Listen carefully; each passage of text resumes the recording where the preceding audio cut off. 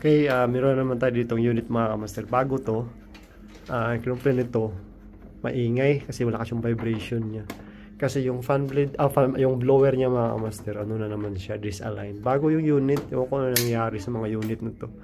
But galing factory, yung mga ano niya, blower disalign. So ang gagawin namin, papalitan namin ng bagong blower. So ito lang ito, i-share ko sa inyo mga master paano magtanggal na hindi natin baklasin lahat ng control. Okay, so yan, tanggalin muna natin to. Let's go.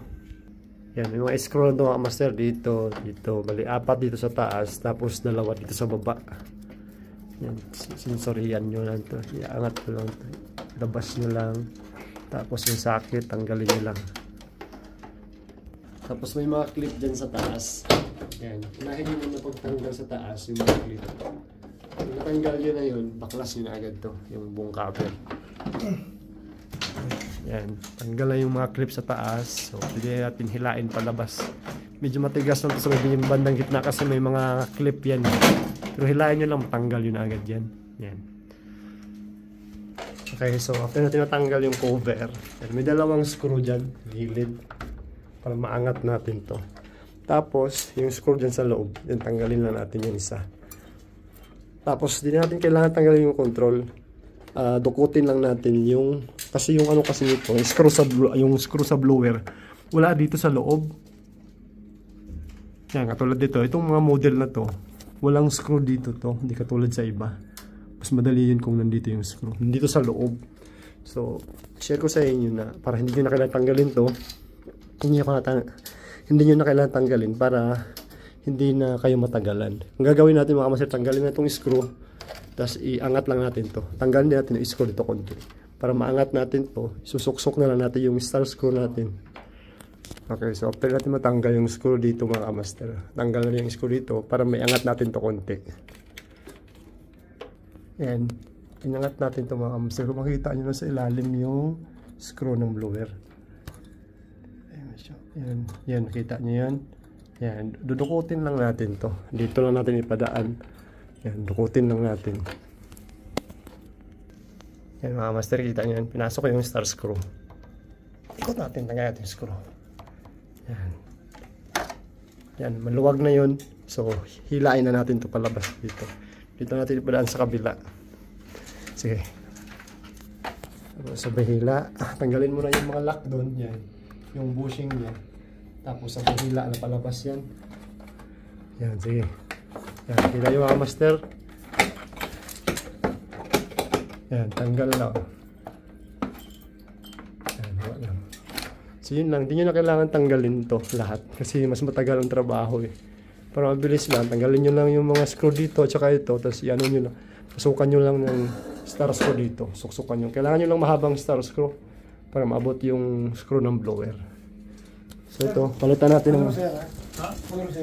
Ito yung ano, ito yung disalign na blower. Palitan natin ng bago. May dala na kasi kami. Buti na lang. So ito yung bago mga master. Ito yung dala namin. Ito naman yung luma. Para sa bago yan, kaso disalign itong isa. Ito papalit namin. Tara, let's go. Sige, ganoon lang din. Angat lang natin itong konting evaporator. Pero alalay lang pagkaangat mga master. Baka bumigay yung pipe dito. Yan, pasok natin. Yan, pasok natin. Pero mas maganda, dalawa kayong magpasok para lalay, hindi mahirap. Yan. Yan. Kita nyo, nasa loob yung ano nyan eh. Nasa loob yung screw. Taka. Maganda kung dalawa kayo. Mag-isa ang tulak doon. Tapos ikaw naman dito ang magpasok sa ano, pan motor. Shop ng pan motor yung blower. Sige, tulak. Up. Ito lang. Yan. Okay, yan. So, kita nyo mga master. After all, pag napasok nyo, kabit nyo muna yung bushing. Kabit nyo muna yung bushing. Tapos, bago kayo maghigpit dito sa ilalim. Okay? So, ito. So, nakita nyo mga master yung star screw na to. Sinuksok ko lang dun para mahigpitan natin yung screw nya. Ayan. Higpit na siya. Okay, so, yan. Kabit na natin. Higpitan na natin. Kabit naman natin yung screw dito sa taas.